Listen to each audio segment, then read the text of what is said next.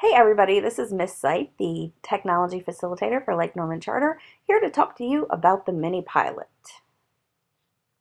So some of you maybe have seen some devices and you're thinking, what's going on? Is Lake Norman giving out devices? We're beginning a one-to-one mini pilot on March 21st that will continue throughout the end of the school year.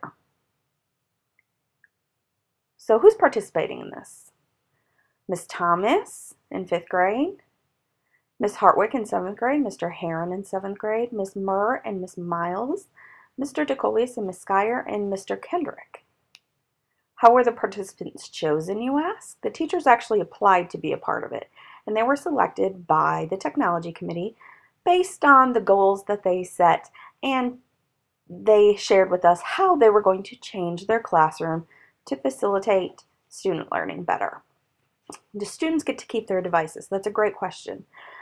The devices belong to Lake Norman Charter, so they don't belong to the student. The students get to take them home and they get to use them at school.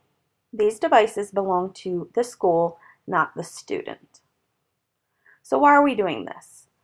We would really like to decide which device is better to use for the larger pilot that we're going to begin next year. So the larger pilot is going to be in one middle school grade and one high school grade, and that's going to lead us to the one